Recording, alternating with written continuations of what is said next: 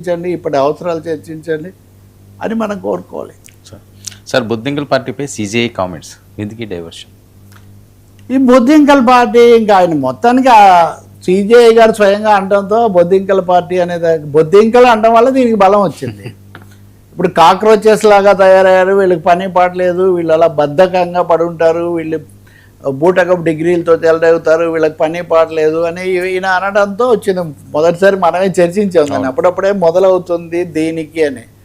ఎలా ఉంటాయంటే ఒకటేమో జంజీ కొత్త తరం వాళ్లకు సాంప్రదాయిక రాజకీయాలు, భాష అవే ఇప్పుడు మనం చర్చించిన లాంటివి ఇవే విని విని విని విసిగెత్తిపోయి కొత్తగా సంచలనంగా ఉండేది ఏదైనా ఉంటే బాగుంటుందని వాళ్ళు చూస్తూ ఉంటారు. అలాంటప్పుడు సాక్షాత్తు సుప్రీంకోర్టు అత్యున్నత న్యాయస్థానం నుంచి ప్రధాన న్యాయమూర్తి గారే దాన్ని ప్రస్తావించేసరికి ఓకే లేనిది అప్పటికప్పుడు దాన్ని ఆయన ఆశీర్వాద బలమో ఏమో కానీ ఈ కాక్రోచ్ పార్టీ అనేది వెంటనే పుట్టుకొచ్చి దాంట్లోకి 2 కోట్ల మంది చేరారు, ఇంకా చాలామంది వచ్చారు. ఇదంతా పెద్ద సంచలనం అయిపోయింది.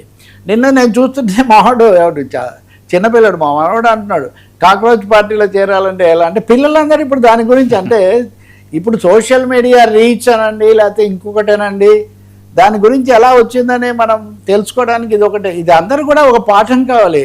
కాక్రోచ్ పార్టీ లేదా బొద్దింక పార్టీ అన్నది ఇంత వేగంగా దాని గురించి చర్చ జరగడం, దాంతో వెంటనే తెలుగులో కంటే కూడా ఇంగ్లీష్ మీడియాలో అయితే వ్యాసాల మీద వ్యాసాలు, ఎందుకు పెరిగింది, ఎలా పెరుగుతుంది, ఇదే కొంతమంది ఇంకా నిజంగా కాక్రోచ్ పార్టీ దీన్ని పరిష్కరిస్తుందా, అధికారంలోకి వచ్చే అవకాశాలు ఉన్నాయి ఈ పద్ధతిలో. సో ఇప్పుడు చివరకు నిన్న ఒక పిటిషన్ వేసాడు సుప్రీంకోర్టులో. ఏమని? సిజేఐ ధర్మాసనం ముందుకే వచ్చింది అది. సిజేఐ గారు మీరు ఆ వ్యాఖ్యలు మీరు సవరించుకుంటున్నాను, నేను బూటకపు డిగ్రీలు ఉన్న వాళ్ళని అన్నాను కానీ అందరిని అనలేదని మీరు సవరించుకున్నారు, అయినా కానీ మీ మీద అది కొనసాగుతూనే ఉంది కాక్రోచ్ పార్టీ, కాబట్టి దీని మీద మీరు వెంటనే చర్యలు తీసుకోవాలని ఒక పిటిషన్ వేసాడు. సో సూర్యకాంత్ సిజేఐ ఏమన్నారంటే don't take it two seriously, దాన్ని మరీ అంత సీరియస్గా సెంటిమెంటల్గా తీసుకోకండి, నేనేదో అన్నాను, నేను అన్నదాని మీద ఏదో వచ్చింది కానీ దాన్ని మరీ సీరియస్గా మీరేమీ తీసుకోనక్కర్లేదని ఆయన అన్నారు. కానీ ప్రభుత్వం వారు సీరియస్గా తీసుకున్నారు. ప్రభుత్వం వారు సీరియస్గా తీసుకొని దానికి సైట్ బ్లాక్ చేయటము, ఆ బ్లాక్ చేస్తే ఆయన ఇంకో రూపంలో తీసుకోవటము ఇదంతా వస్తుంది. సో ఇక్కడ నుంచి 2 లెసన్స్ కూడా మనం తీసుకోవాల్సిన అవసరం ఉంది. ఒక పార్టీ పెట్టుకోకూడదా సైట్ బ్లాక్ చేశారు అంటే ఏదైతే యాంటీ ఎస్టాబ్లిష్మెంట్ కొంత ప్రశ్నించడము అది ఇది జరుగుతుందో దాని మీద వెంటనే వస్తుంది.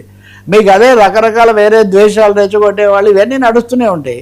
ఇప్పుడు అతను చేసి అతను అర్హతలు ఏం పెట్టాడు, నిరుద్యోగులే ఉండాలి, లేజీగా ఉండాలి, వాళ్ళకి ఏం పని పాట ఉండకూడదు, ఇటువంటి షరతులు కొంచెం వ్యంగ్యం. వర్మ ఒకటి గుర్తుపెట్టుకోండి, వ్యంగ్యం హాస్యం ఎప్పుడు పాలకులను చాలా నిలదీస్తాయి. ఎప్పుడైనా చార్లీ చాప్లిన్ సినిమాలు ఇప్పటికి కూడా the most popular actor in the world is Charlie Chaplin. ఇట్లా వెనక్కి తిరిగి కొడితే బెలూన్ ఏదో ప్రపంచం బెలూన్ లాగా ఉంది అని కూడా హిట్లర్కి అది పగిలిపోతే మొహం మీద కొడుతుంది. కాబట్టి హాస్యం అంత పెద్దది. నిజానికి హిట్లర్ అంత పైకి రాకముందే చాప్లిన్ గ్రేట్ డిక్టేటర్ సినిమా తీశాడు. అతన్ని బహిష్కరించారు, అతను అమెరికా వెళ్ళి అక్కడే సెటిల్ అయ్యాడని నేను చెప్తుంది. హాస్యము వ్యంగ్యం అన్న వాటికి అంత ఉంటుంది. ఇప్పుడు కాక్రోచ్ పార్టీ ఆ విధంగా కాక్రోచ్ అన్నది ఇప్పుడు వ్యవస్థ మీద ఉన్నటువంటి జుగుప్సకు, ఆగ్రహానికి, నిరసనకు ఒక సంకేతంగా మారింది.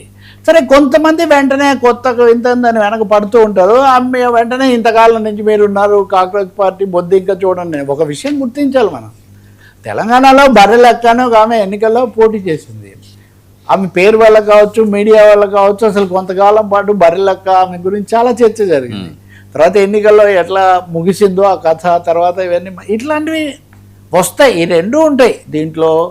నేర్చుకోవాల్సింది ఉంటుంది, బర్రెలు తోలుకుంటున్నారు అంటే నేను బర్రెలెక్కనే, నాకు ఉద్యోగం లేదని ఆమె. ఇక్కడ సిజేఐ గారు వీళ్ళంతా బొద్దింకల్లాగా అంటే మేము బొద్దింకలమే అన్నారు వీళ్ళు. కాబట్టి వ్యవస్థ నేర్చుకోవాల్సింది నేర్చుకోవాలి. రెండోది ఒక నిర్మాణము లేకపోతే నిజమైనటువంటి ఒక కార్యక్రమం లేకుండా దాంతోనే అయిపోతుందని కొంతమంది చెప్పేవాళ్ళు. ఇక 3rd డైమెన్షన్ చెప్తా. 3rd డైమెన్షన్ ఏంటి? కిరణ్ రిజిజు గారు కేంద్ర మంత్రి ఈ 2 కోట్ల మంది పాకిస్తాన్ వాళ్ళు అంటాడు ఆయన. అంటే ఒక అంశం ఎక్కడి నుంచి ఎక్కడికి పోతుంది, దాన్ని సీరియస్గా తీసుకోవద్దని సాక్షాత్తు ప్రధాన న్యాయమూర్తి గారు చెప్తుంటే అది తీసుకొని వాళ్ళందరూ పాకిస్తాన్ వాళ్ళని ఈయన అంటుంటే మనం దీనికి ఎలా అర్థం చేసుకోవాలో మీరు చూడండి. కాబట్టి సోషల్ సెన్సిబిలిటీసు అలాగే రెస్పాన్స్ టు పబ్లిక్ యాస్పిరేషన్స్, ప్రజల ఆకాంక్షలకు సమస్యలకు స్పందన, అలాగే కొత్త తరంలో కొత్త పద్ధతుల్లో చాలా శరవేగంతో దావానలంలాగా వైల్డ్ ఫైర్ లాగా ఎలా స్ప్రెడ్ అవుతాయి అన్నదైతే తెలుసుకోవాల్సిన అవసరం ఉంది. ఒక మెసేజ్ ఇప్పుడు ఆ మధ్య ఫ్లాష్ మాబ్ అని ఒకటి ఉండేది ఉదాహరణగా, చిటికల మీద జనం వచ్చేస్తారు. ఈ వాతావరణం, ఈ విషయాన్ని అయితే గుర్తించాలి. ఈరోజు మాట్లాడేది, ఇప్పుడు చెప్పేది, ఇప్పుడు రాసేది ఎప్పుడు ఇలాగే ఉంటుందని ఎవరన్నా అనుకుంటే అది పొరపాటు. సో బొద్దింక ఒక హెచ్చరిక, ఖచ్చితంగా బొద్దింక ఒక హెచ్చరిక, మన వ్యవస్థకు ఒక హెచ్చరిక. సార్, ఇరాన్పై ట్రంప్ విన్యాసాలు